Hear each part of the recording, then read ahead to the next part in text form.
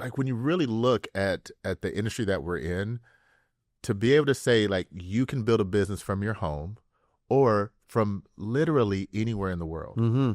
I mean, like I have agents asking me all the time, like, "Hey, Edward, can I sell insurance from France or Indonesia? Like, I want to move to the South." I had a message came in. I'm wanting to go to the South Pacific Islands. Can I sell? I'm like, well, yeah, you can. Like, you may have to figure out how the time zones shift a little bit, but like you can build a multi-million-dollar business, like legit from your home. Yeah. Using the tools that the insurance industry is making more and more available to us every single day. And in a time period, and I hope we can talk some about this, like in a time period where the industry is setting things up to make it more accessible for independent agents.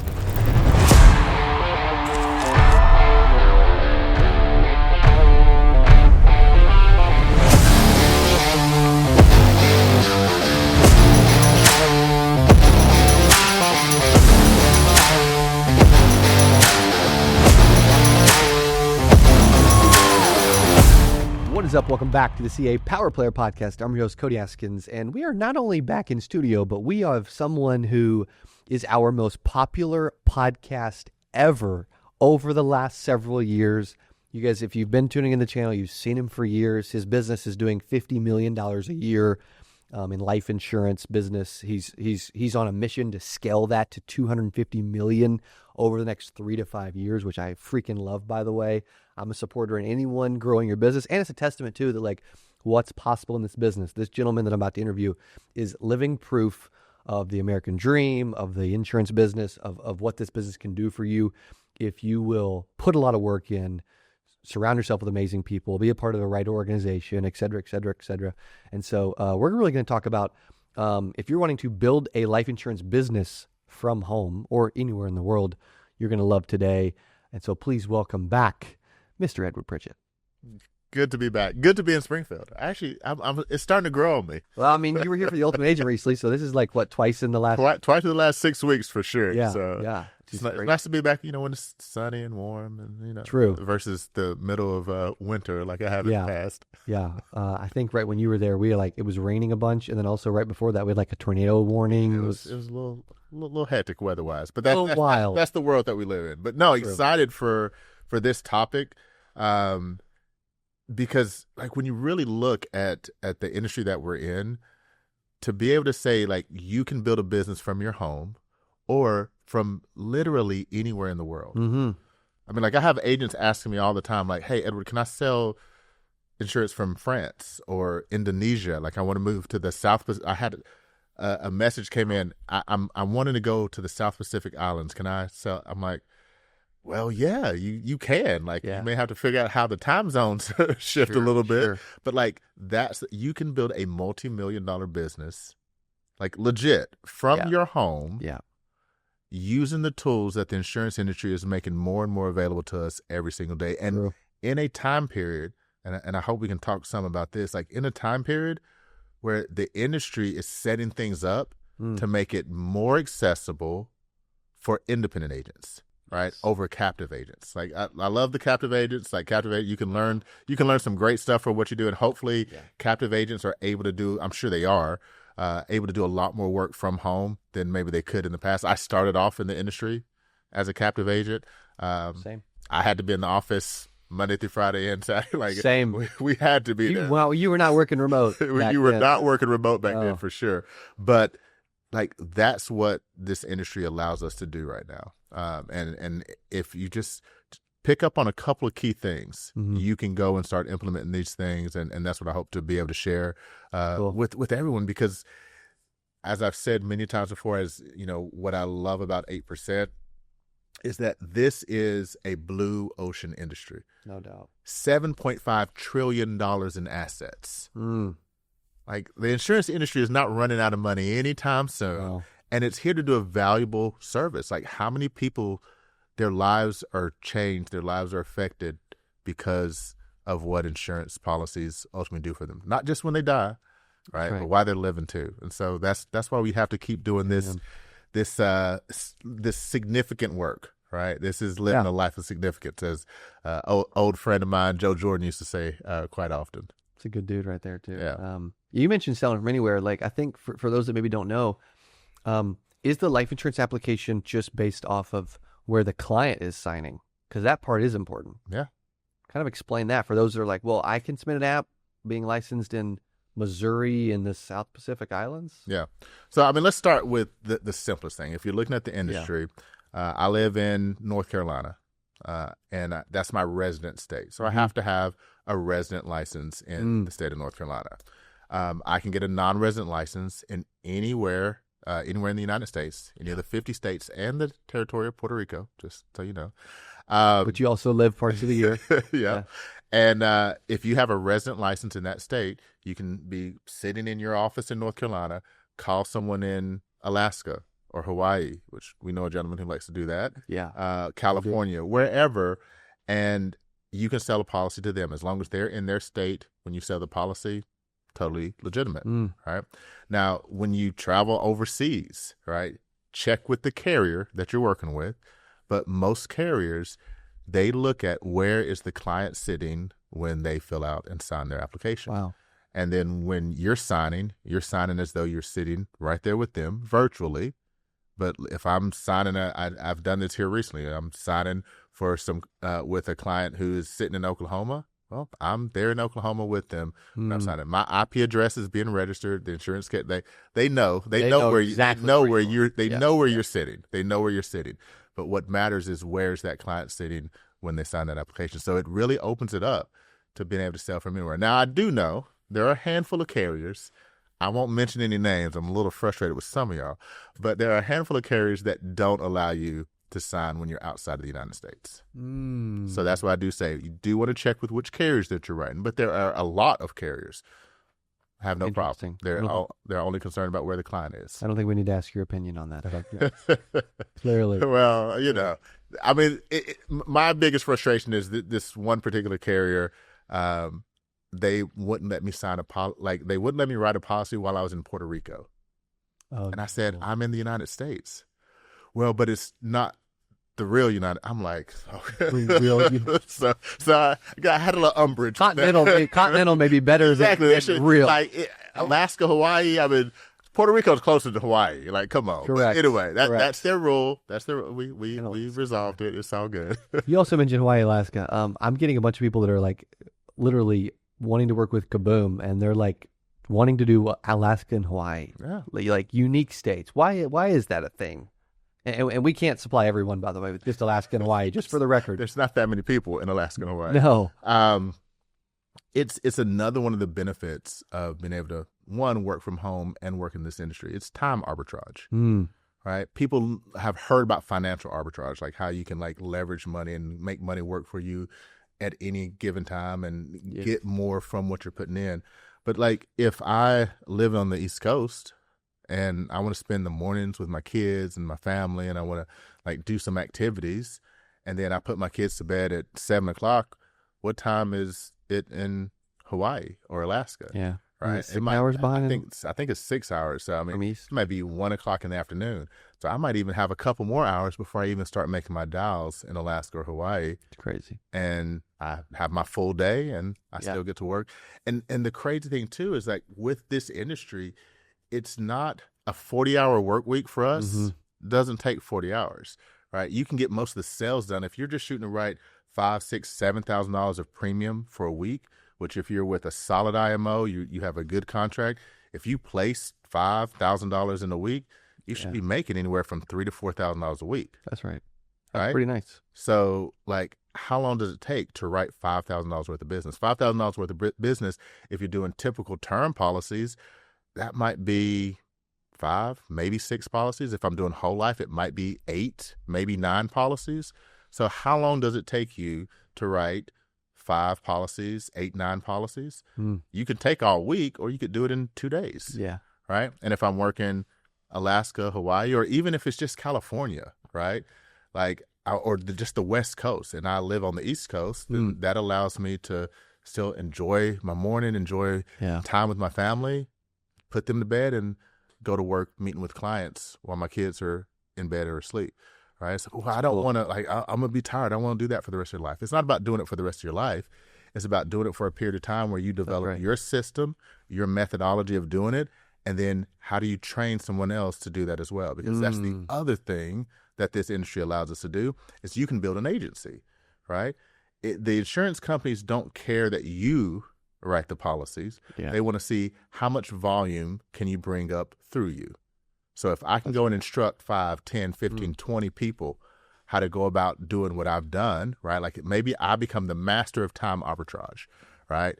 And like that's all I'm talking about. Is like, hey, I'm just trying to hire agents who want to work on the East Coast and sell insurance in the Pacific and Hawaiian Standard Time and Alaskan Standard Time, right? Like that's, and you show people how to do exactly that because they want to live a life like you're living. Great.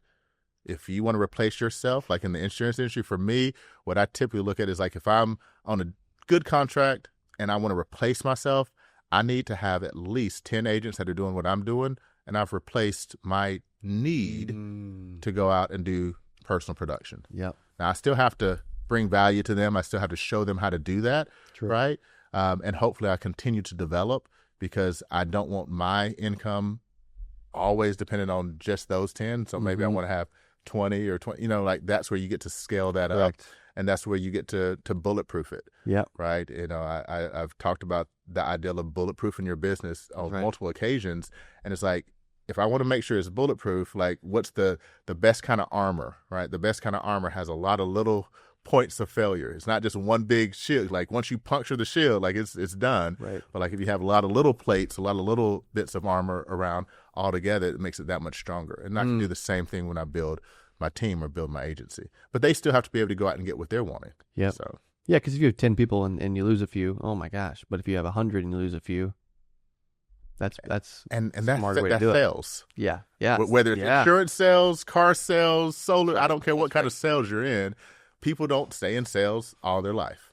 Yeah, correct. Some people start and some people quit. Like we can try to push on that 8%, 92% ratio. All meant to do it, right? Exactly. We can push on that. We can get it better, right? But at the end of the day, people are going to leave sales. So I have to, as a business builder, I have to keep that in mind. I want to make the opportunity as great as it can be for anybody who's wanting to take advantage of it.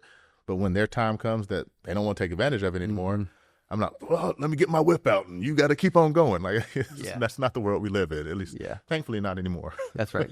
Amen. I'm going to interrupt the podcast to tell you about our Kaboom Leads that are literally blowing up. If you would love to never get disconnected numbers or wrong numbers ever again, then you will love our leads at Kaboom Leads. All of our lead types, we text the prospect a 6-digit security code. They go back in the funnel and put that in to verify that it is a real accurate cell phone number, and they've responded to a text message. We do this for all of our lead types. If you haven't tried Kaboom Leads, you can use coupon code podcast to get 10% off of your very first order at CABOOM.com. Back to the show.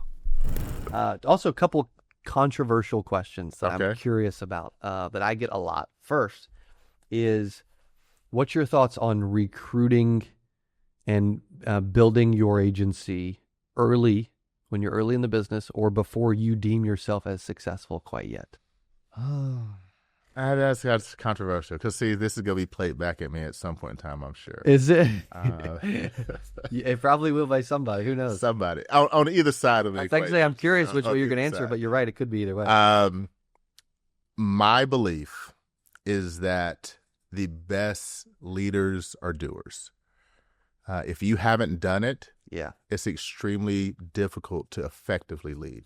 Now, that doesn't mean you can't share your excitement about what you're doing. You can't point them to a mentor or someone who's guiding you. Bingo. I think where people mess up with that is they get into this industry and they're going to go recruit like it's multi-level marketing or something like that. Yeah. And they don't know what they're doing, and they start teaching and acting as though that they're the expert, and then you have a whole bunch of people. Amen. It's the blind leading the blind. Yeah, and that doesn't work out well. No, right? No. So my advice to most agents that get started working with me is, your first 90 days, let's go create your story. Let's go, like, own your own pen. Let's go write some business. If you have somebody who's like, oh, tell me what you're doing, send them our way. Yeah. We'll take care of that. We'll help them. All right. you focus on your first 90 days on you. If you can be successful here, you're going to be able to help a lot of other people be successful here. Amen. But if you struggle for your first 90, 180, a year, and you're still struggling, but you're trying to recruit people, you're not going to recruit the kind of people you want to work with anyway. Yeah. Because who's going to be attracted to that? Like, I don't want to come work with someone who's struggling in the industry. I want to work with someone who knows how to go out and get a result. Yep. Because that's why we hire an agent. You hire an agent so that you can impart something upon them to help them get what they're looking for. And what they're typically looking for is to make an income. Yeah. So if you're not making an income, you're not going to be able to impart that. You can't say everybody can make an income and that you can make $1 billion because you're not making the income. It's authenticity. Yeah. Yeah. People talk about it all the time. Also, be authentic, be authentic. Okay, so be authentic.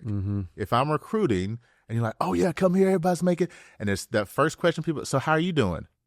Well, it should be like, well, last week I wrote $5,000 worth of premium. I got paid $3,700 and feeling pretty good. I only spent about $270 on leads, and yeah, I'm loving what I'm doing. I'm helping families out, and that's what you want to be able to respond with, you know. So help allow yourself to get to that point, right? And then those people who, you know, it's not I'm trying to recruit other people. It's like people who are interested. Maybe you do have influence already. Point them to someone, hopefully on your team, that they can talk to. Say, hey, I can't tell you anything yet. Like, be honest, I can't tell you anything yet. I'm just getting started. I don't know. Go talk to that guy. They inspired me to come in and do this, and if you like it, go based off of that, but don't base it off of me just yet, because I don't know. I got to go out here. I love the transparency of that. Like, I was on a call, agency, hundreds of agents talking about Kaboom this morning, and they were literally like, I'm sharing how, like, you know, people are doing well, but not everyone is, you know, like, not everyone's gonna make money with Kaboom. Not everyone's gonna succeed in, you know, Edward Pritchett's agency. Like, it's the truth, right? Do people do well? Yes. Can you do well? Yeah. Maybe. Yeah, maybe. Maybe, right? No guarantees. And I think people respond and react better to that. It's almost too, like you mentioned, like we're talking about recruiting before successful. Like, it's interesting too, because there's some people that, I'm curious your thoughts on this too, where their goal is to get you, even if you're doing poorly, their goal is to get like 5 or 10 people on your team, because then you're less likely to leave. Yeah, which is true. It is true. It's true. Like, I mean, we're joiners, human beings. We're tribal by nature. Like, we want to be in a group, and that's one way to lock people in. One of the downsides, in my opinion, like, what is that adage that, you know, you put a whole bunch of crabs in a bucket and they just keep trying to pull the other crabs back down from crawling out. You put a whole bunch of mice in a bucket, they don't get out. They end up just eating each other. Jeez. Right? Like, it's just like, I know it's sorry, a little grotesque, right? But it's like that's not the kind of, I don't want to trap people, right?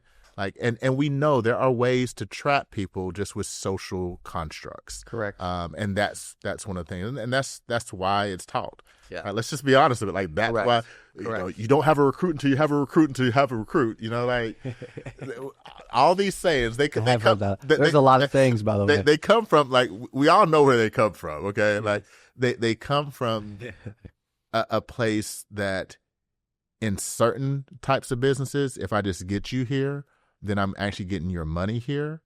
And because you're going to personally consume the product that we're trying to sell, right? Not trying to name any names right now, but like, that internal consumption is what is ultimately going to drive business. And there are a lot of people that got into the independent channel, and that's where they came from. They came from environments like that. So they brought some of those tactics over here. And it does work, right? It works. Yeah. But the thing is, in the life insurance space, in the independent life insurance space, in the cap, it doesn't matter. In life insurance, internal consumption, like, how many times can I get you to buy your own policy, Cody? Right. You can buy a policy and maybe somebody's going to get an override off of it. Or, you know, if I'm in one of those places where the internal consumption is, I want to feed off of your natural market list, right? Which is one of the reasons why so many people are so reluctant to give their, like, people, why won't you share it with your warm market? Because people know what people do whenever I share stuff with, you know, like, it's not to help me, it's to help whoever recruited me, right? So if we could start shaking some of that, and let's let go of some of those sayings. Yeah. Like let's just like that doesn't serve us at all anymore. It doesn't serve where the independent market could be. Like and I'll talk about this. I know we have some other things that are coming out here soon, but 2023 was a momentous year for the life insurance space, in my opinion. I've been an independent agent for the last 15 years. I was a captive agent for 2 years before that. And 2023 was the first year where of new life insurance sales, not including annuities, they're still beating us badly on the annuity side, but just on new life insurance premium, 2023 was the first year where 50% of new premium came from captive agencies and 50% came from the independent market. Wow. Now, the problem with that, though, is that there's 8 times more independent agents than there are captive agents. So there's still like per capita, per agent, they're still destroying the independent channel as far as production. But at least we're even on the volume. Yeah. So interesting. It's like if there are so many things that I believe that the independent world could learn for how the captive world has itself structured. And there's some stuff that the captive world can learn from us too, and I believe. But as far as really being able to serve a large group of clients and really help people understand the value of life insurance, to maintain engagement with clients, really help them see positive outcomes, not just when somebody dies, but like throughout their life, living benefits, tax-free living, retirement planning. Like these are things that the captive world does extremely well. And it's time for the independent world to step up. And that's why there is so much of an opportunity right now for people stepping into our market and saying, I want to be an independent life insurance agent. Because more and more people are understanding and knowing what life insurance does. Like we're starting to shake. I don't know if you felt it, but like I remember what it was like 17 years ago. And when I told people, like I got a chemical engineering degree from Yale University.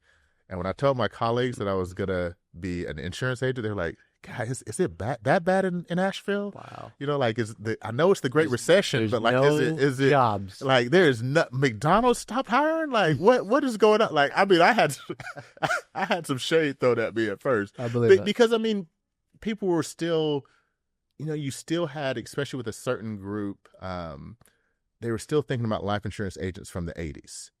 They were still thinking about the mistruths that were sold about variable annuities in the mid to late 80s, about the pushy needle-nosed Ned Ryerson from Groundhog's Day. Like that was the mindset of an insurance agent, right?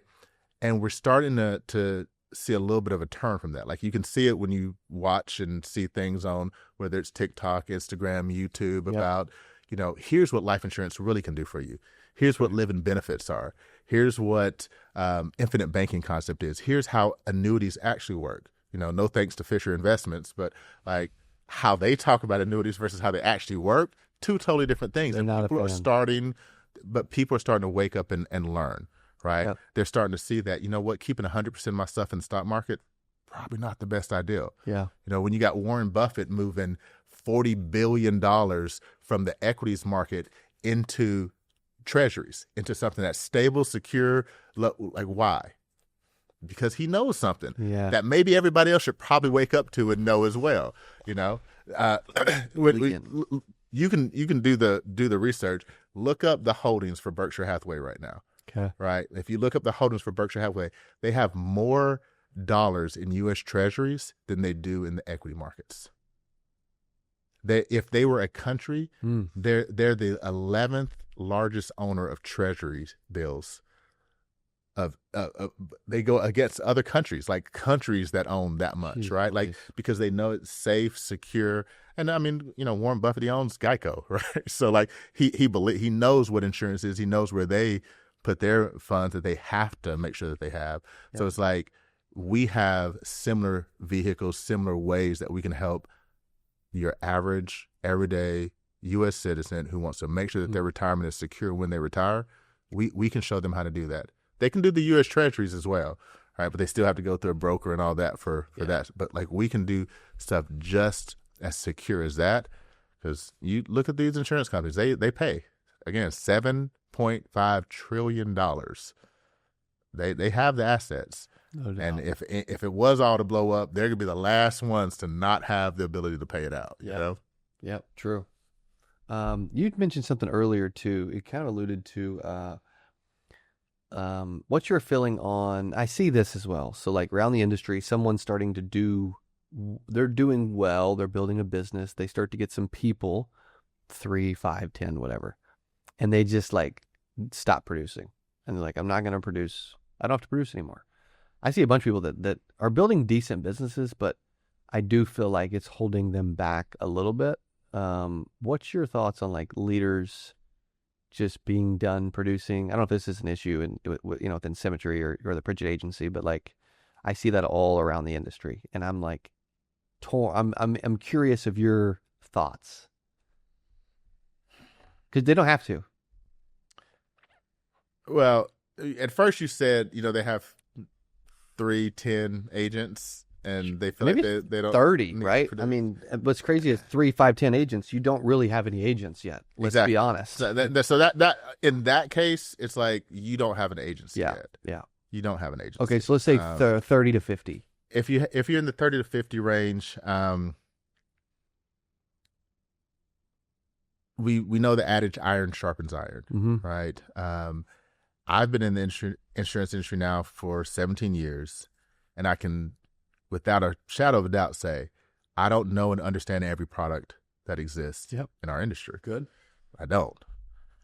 I'm going to be in this insurance industry for quite a while longer, I do believe. Yeah. And I don't think even by the time I'm ready to really retire, I'm not going to know every product that's available by the time I get there, because guess what? New products are coming out, new ways of doing things are coming. Like the IUL didn't exist when I was born. Right? True. Like the IUL is less years old than I am. I'm not gonna say how old I am right now. But like it's this ideal of like, if I'm trying to help my agency develop, should I be in the back seat or should I be in the front seat? Should I be on the cutting edge or should I be? I don't know what the opposite of cutting edge is, right? Yeah. So it's like, do you have to produce at the same level that you were? No, definitely not. When I leave here, that's a good point. When I leave here tomorrow, I'm headed to Oklahoma City, and I'm going there because I'm working with an agent, and we have about 6 or 7 annuity cases to finalize. I'm meeting with the clients. We're talking with them. That's awesome. We're getting things laid out. One, I've done some annuities, but like I know people who've written, $80 million of annuities in a year.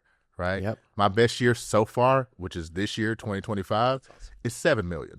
Right. So there's so much more I can learn about the annuity market. I also know that this year, 2025, and we're almost halfway done with 2025 at this point. Yeah, it's right now it's June 2nd. Yeah. At the time we're recording, I'm not even halfway done yet, but there's $1.4 trillion. This is the estimate from LIMRA.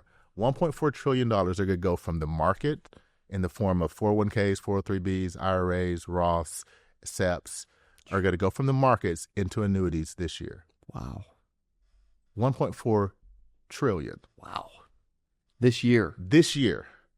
Over the next 30 years, the estimates range anywhere from 40 trillion on the low end to 75 trillion is going to be moved. That's unbelievable. Now, I'm an insurance agent who this is a product that I can help someone with. I can help them secure their retirement in a way very few other instruments can, right? And I can hopefully do it in a way that has integrity, and I'm looking out for my client and trying to do the best thing for them. And I'm going to leave it to somebody else to learn or figure out how to do it. So, hey guys, go do some annuities.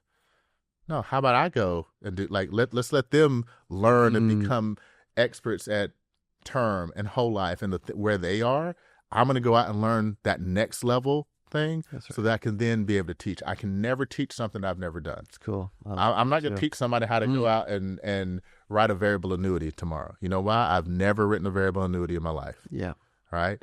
I have to be willing to go out and do the things that I'm going to promote for my organization. If I want to have a large agency that does a lot of different things, then I should have, like, if I've sold 2 or 3 long-term care policies in my career, mostly just because I probably didn't ask the right questions to find out who needs it. Yeah. But it's like, at least I've done something around it. But then I was able to talk with the agent who then went off and he became the expert for our organization. He's our subject matter expert around long-term care.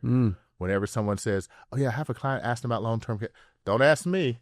Let's go talk to him. That's right. Cool. Because like, that's how you're able to really help clients out. You want experts talking with the people about what they need, why they need it, and structuring it in the correct way. Yeah. So if I'm an agency owner, and I have an organization, and that organization is providing very well for me and my family by agents going out and doing simplified issue whole life, simplified issue term, just helping people with the basics. Fantastic for you. Now, here's how you can go and continue to add value to your organization. Because if you stop adding value to your organization, eventually your organization will stop adding value to you. That will happen. Amen. It's just a matter of time. So enjoy it while it lasts. Yeah. But if I'm going to be a proactive agency owner, I'm going to continue to find things that I can do to add value to my team. And by going out and learning about how else, like how does the market react to me talking to them about annuities? How do these annuity leads over there? How do these Kaboom IUL leads work? So that I can go out and figure out how to do that. So I can then, hey guys, guess what? Now we can do more than just simplified issue, whole life and term.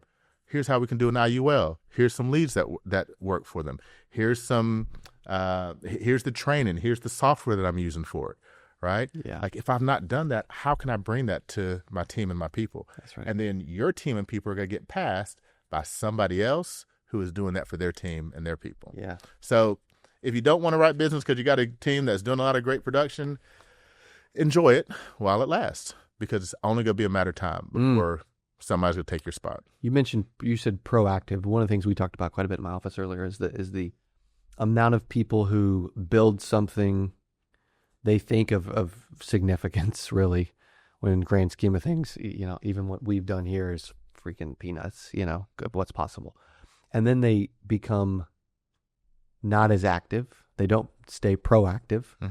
And they're almost like a disconnected leader, or they think they've retired now, you have those people online that are making money and then they're like, I retired. I'm like, he's 29 years old. What are they talking about? How important is it to stay, like, if you're going to operate it, freaking operate it, I don't care what, we were talking about this in other businesses. It's no matter what business that you're in, if you don't have, like, again, going back to Warren Buffett, he's 94, I think now. And he just recently, 94, 95. And he just recently let it be known that he's going to step down from his operations role. Wow. Right. And still, he's a stay on as an advisor, which, of course he would. And it's not that he's not doing the micro stuff for Berkshire Hathaway anymore, but his mind is still on top of, like, what is the vision? Where are we going? Right. If you're running a business, especially a small to mid-sized business, which most of our unless you're running a $100 million business, $200 million, $300 million, you're still running a small business. Amen. I love that. Then you have to be, if you're the owner, you're going to be the operator, right? Like if you ever got to the point where you were going to step away and actually retire, then retire, put somebody in that operations role that has a vested interest and equity in your company, which becomes their company too. Otherwise, I promise you, look back 2 or 3 years later and you're not going to have much of a company left. True. Right? Because people will only work for a salary for so much. Yep. You, as the owner, you're the only one who's going to be able to make tough decisions. Sometimes you're going to make decisions just out of the goodness of your heart that are not necessarily going to be right for your business. But then you're going to be able to look at it and say, like, this is my baby. Yeah. Like, am I going to let it die because I'm not willing to make tough decisions? Correct. And it's what separates. It's why not everybody is necessarily cut out to be a business owner. Yep. Because you do have to make tough decisions. But the only person who ever will make the actual tough decisions is the owner, is the operator. Amen. Right. And so just staying engaged in your enterprise is what's going to lead it to be as successful as possible. Because I've seen those people who, they hit it big. They got to, late 20s, early 30s, like, man, I'm comfortable. And it's funny. I've now lived long enough to see those same guys 3 or 4 years later. How are things going? Well, I'm trying to, make sure I can pull something together here. And what happened? I thought you were, it just fell apart. And it just, why did it fall apart? Well, because when the cat's away, the mice will always play. Always. When the teacher's away, the children, whatever. Yeah. We've been doing a lot of adages here today. Yeah, we have. It's like, they exist for a reason. And as much as someone can say they care about your company, who is doing it for you, they will never do it like you can. No. And this isn't to say that you're tied. Don't hear me saying like you're tied to your business for the rest of your life. That is not what I'm saying. Right. You just have to structure it properly if you want to do it that way. And we're both coming from experience saying that too. Like I've had those moments where I'm like, this thing will run without Cody. And then I quickly learn this thing ain't running without Cody, being freaking focused, So we have a webinar in 9 minutes. Yes. Final question. Will Edward Pritchett, you mentioned this earlier, this is the first time I've ever heard you say this word. So will Edward Pritchett ever actually retire? From what? From insurance. We'll say insurance. From insurance. I can't envision a way that I'm not involved in the industry in some way. Cool. Whether it's from an advisor standpoint, advisor role, the Pritchett agency will be a part of my family for generations. That's my plan. So if I retire, I know somebody else that has my name that can step up and fill my shoes. Amen. Or his sister, either one. Yep. And there are a lot of people that are exiting their business eventually, which does not sound like that is in your future in any way. Well, that's what obviously you never know, but I look at going back to those captive agencies that were started in the mid 1800s. They still exist. They do. They're now owned by the public. They're public corporations. But I get to build something in the same industry that doesn't have to be owned publicly. Yeah, it can be owned by my family for as long as they want to. So that's awesome. In a certain way, yes, I will be involved. But there will be a point where, let's. I'll when you're 95. Yeah, maybe a 95, maybe a little sooner. If they want to get in touch and they're like they're serious about building a business too, but they need some help, man. What do they do, or where do they go? You can always find me Instagram. I am Edward Pritchett. Yep. The Pritchett Agency on Facebook, PritchettAgency.com. Any of those places, you can reach out there, connect with my team. Hey, you make enough noise, they'll connect you with me. So I'm always happy to, if I can be of assistance. I can't always be of assistance, but if I can be of assistance, I'm here. It's awesome, buddy. Thank you for doing this. Welcome back to the Power Player Podcast. Good to be back. Appreciate you guys for listening and hanging. What an amazing episode. What you just heard is how to build a real business in this. There were insane amount of nuggets. I hope you caught as many of them as you could. Hope you took a ton of notes. This dude knows what it takes to build businesses, plural. But when I'm talking about this business, when this dude is focused as an operator building his thing, there are very few as good as he is in this. And I think he's going to prove that the next 3 to 5 years. So we'll find out. Either way, thanks for hanging, and we'll see you on the next Power Player Podcast. Kaboom.